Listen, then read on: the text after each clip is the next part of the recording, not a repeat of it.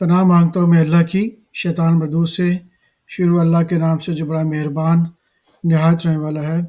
Quran topics by Tanveer Kazmi, سبق number 34، Urdu audio number 3، انسانی حقوق اور انصاف۔ سورہ النساء نمبر 4، آیت نمبر 36 سے 38۔ اللہ کی عبادت کرو اور اس کے سوا کسی چیز کو شریک نہ بناؤ، اور ماں باپ اور قرابت داروں اور یتیموں اور ناداروں اور رشتہ دار ہمسایوں اور اجنبی ہمسایوں اور پاس بیٹھنے والوں اور مسافروں اور جو لوگ تمہارے قبضے میں ہو سب کے ساتھ حسن سلوک کرو۔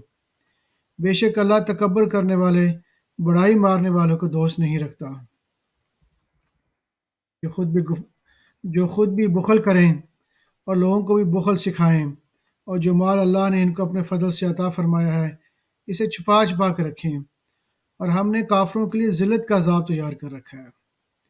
اور جو خرچ بھی کریں تو اللہ کے لیے نہیں بلکہ لوگوں کو دکھانے کو، اور نہ ایمان لائیں اللہ پر نہ روز آخر پر، اور جس کا ساتھی شیطان ہوا تو کچھ شک ہی نہیں کہ وہ برا ساتھی ہے۔ سورہ النساء نمبر 4، آیت نمبر 58 سے 59۔ مسلمانوں، اللہ تم کو حکم دیتا ہے کہ امانت والوں کی امانتیں ان کے حوالے کر دیا کرو، اور جب لوگوں سے فیصلہ کرنے لگو تو انصاف سے فیصلہ کیا کرو۔ اللہ تمہیں بہت خوب نصیحت کرتا ہے، بے شک اللہ سنتا ہے، دیکھتا ہے۔ اللہ اور اس کے رسول کی فرمانبرداری کرو، اور تم میں سے صاحب حکومت ہیں ان کی بھی۔ پھر اگر کسی بات میں تم میں اختلاف واقع ہو تو اگر اللہ اور روز آخر پہ ایمان رکھتے ہو تو اس میں اللہ اور اس کے رسول کے حکم کی طرف رجوع کرو، یہ بہت اچھی بات ہے اور اس کا انجام بھی اچھا ہے۔ سورہ النساء نمبر 4، آیت نمبر 85 سے 86۔ جو شخص نیک بات کی سفارش کرے تو اس کو اس کے ثواب میں سے حصہ ملے گا، اور جو بری بات کی سفارش کرے اس کو اس کے عذاب میں سے حصہ ملے گا، اور اللہ ہر چیز پر قدرت رکھتا ہے۔ اور جب تم کو کوئی دعا دے تو جواب میں تم اسے بہتر کلمے سے اسے دعا دو، یا انہی لفظوں سے دعا دو، بے شک اللہ ہر چیز کا حساب لینے والا ہے۔ سورہ النساء نمبر 4، آیت نمبر 92 سے 94۔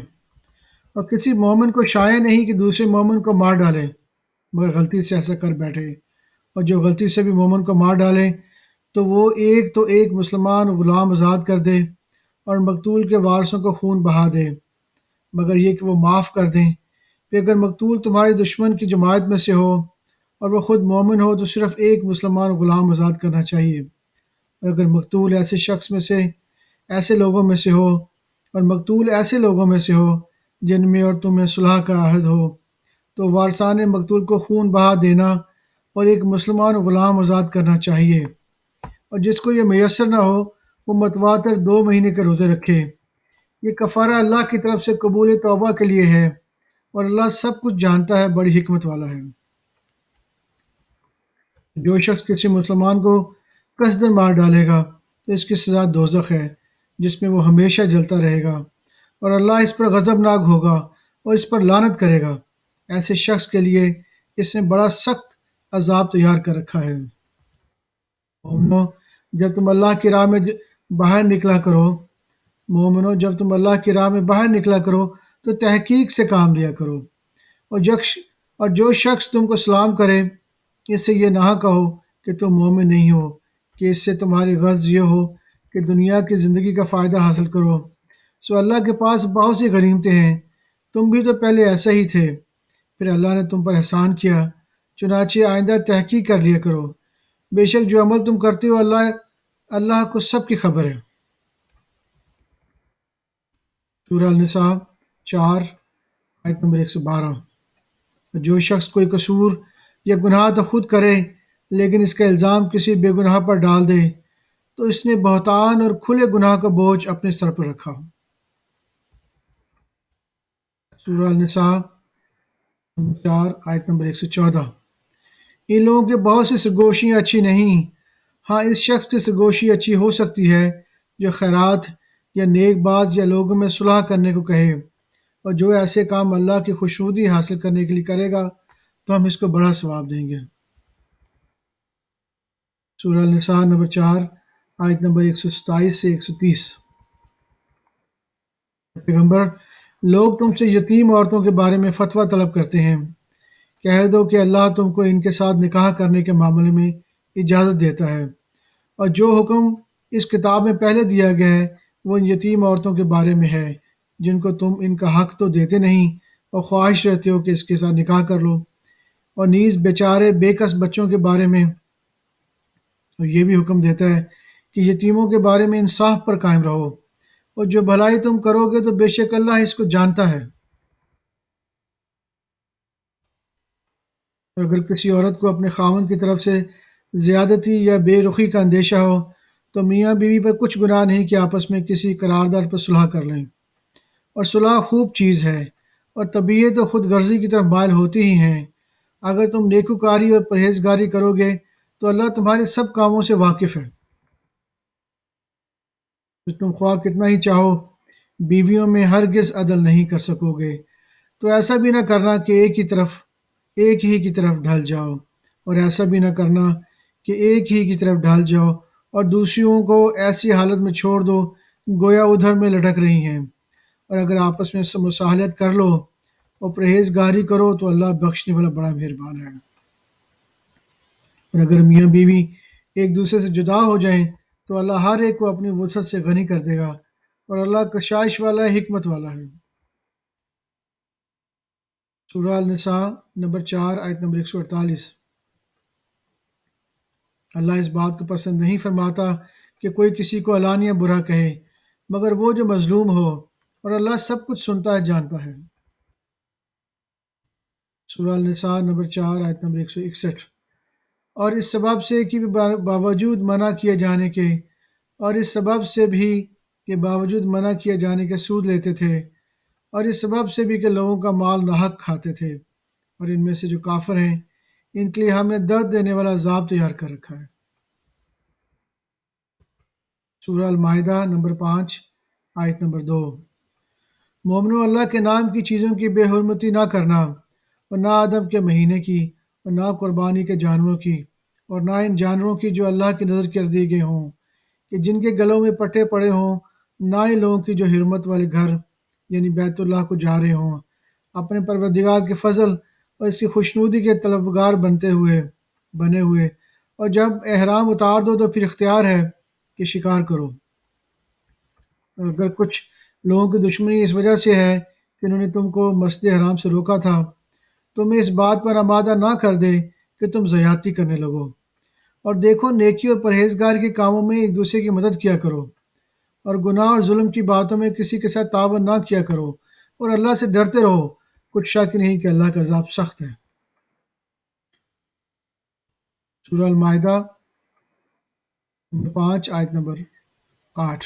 اے ایمان والو، اللہ کے لیے انصاف کی گواہی دینے کے لیے کھڑے ہو جایا کرو، اور کچھ لوگوں کی دشمنی تم کو اس بات پر آمادہ نہ کر دے کہ انصاف ہی نہ کرو، اور انصاف کیا کرو کہ یہی پرہیزگاری کی بات ہے، اور اللہ سے ڈرتے رہو، کچھ شک نہیں کہ اللہ تمہارے سب اعمال سے خبردار ہے۔ سورہ المائدہ نمبر 5 آیت نمبر 89۔ اللہ تمہاری بے ارادہ قسموں پر تم سے مواخذہ نہیں کرے گا، لیکن پختہ قسموں پر جن کے خلاف کرو گے مواخذہ کرے گا، تو اس کا کفارہ 10 ناداروں کو اوسط درجے کا کھانا کھلانا ہے، جو تم اپنے اہل عیال کو کھلاتے ہو، یا ان کو کپڑے دینا، یہ غلام آزاد کرنا، اور جس کو یہ میسر نہ ہو وہ 3 دن کے روزے رکھے۔ یہ تمہاری قسموں کا کفارہ ہے، جب تم قسم کھا لو اسے توڑ دو، اور اپنی قسموں کی حفاظت کرو۔ اس طرح اللہ تمہارے سمجھانے کے لیے اپنی آیتیں کھول کھول کر بیان فرماتا ہے تاکہ تم شکر کرو۔ سورہ الانعام نمبر 6 آیت نمبر 151 سے 153۔ کہو کہ لوگوں، آؤ میں تمہیں وہ چیز پڑھ کر سناؤں جو تمہارے پروردگار نے تم پر حرام کر دی ہیں۔ ان کی نسبت اس نے اس طرح ارشاد فرمایا ہے، کسی چیز کو اللہ کا شریک نہ بنانا، ماں باپ سے بدسلوکی نہ کرنا بلکہ حسن سلوک کرتے رہنا، اور ناداری کے اندیشے سے اپنی اولاد کو قتل نہ کرنا، کیونکہ تم کو اور ان کو ہم ہی رزق دیتے ہیں، اور بے حیائی کے کام بظاہر ہوں یا پوشیدہ اور بے حیائی کام ظاہر ہوں یا پوشیدہ ان کے پاس نہ پھٹکنا، اور کسی شخص کو جسے قتل کو اللہ نے حرام کر دیا ہے قتل نہ کرنا مگر جائز طور پر، یعنی جس کا شریعت حکم دے۔ ان باتوں کی وہ تمہیں تقید کرتا ہے تاکہ تم سمجھو۔ یتیم کے مال کے پاس بھی نہ جانا مگر ایسے طریقے سے کہ بہت سی پسندیدہ ہوں، یہاں تک کہ وہ جوانی کو پہنچ جائے، اور ناپ اور تول انصاف کے ساتھ پوری پوری کیا کرو۔ اور ہم کسی کو ذمہ دار نہیں بناتے مگر اس کی طاقت کے مطابق، اور جب کسی کی نسبت کوئی بات کہو تو انصاف سے کہو، گویا وہ تمہارا رشتہ دار ہی ہو، اور اللہ کے عہد کو پورا کرو۔ اور ان باتوں کا اللہ تمہیں حکم دیتا ہے تاکہ تم نصیحت قبول کرو۔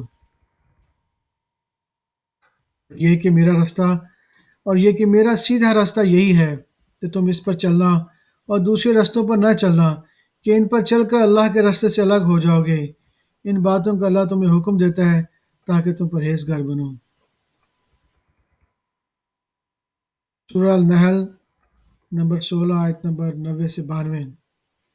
اللہ انصاف اور احسان کرنے اور رشتہ داروں کو خرچ دینے سے مدد دینے کا حکم دیتا ہے۔ اللہ انصاف اور احسان کرنے، رشتہ داروں کو خرچ سے مدد دینے کا حکم دیتا ہے، اور بے حیائی اور نامعقول کاموں سے اور سرکشی سے منع کرتا ہے، اور تمہیں نصیحت کرتا ہے تاکہ تم یاد رکھو۔ جب اللہ سے عہد کرو تو اس کو پورا کرو، اور جب پکی قسمیں کھاؤ تو ان کو مت توڑو، کہ تم اللہ کو اپنا ضامن مقرر کر چکے ہو کہ تم اللہ کو اپنا ضامن مقرر کر چکے ہو، اور جو کچھ تم کرتے ہو اللہ اس کو جانتا ہے۔ اس عورت کی طرح نہ ہونا جس نے محنت سے تو سود کاٹا، جس نے محنت سے سود کاتا پھر اس کو توڑ کر ٹکڑے ٹکڑے کر ڈالا، کہ تم اپنی قسموں کو آپس میں اس بات کا ذریعہ بنانے لگو کہ ایک گروہ دوسرے گروہ سے زیادہ غالب رہے۔ بات یہ ہے کہ اللہ تمہیں اس سے آزماتا ہے، اور جن باتوں میں تم اختلاف کرتے ہو قیامت کے دن اس کی حقیقت تم پر ظاہر کر دے گا۔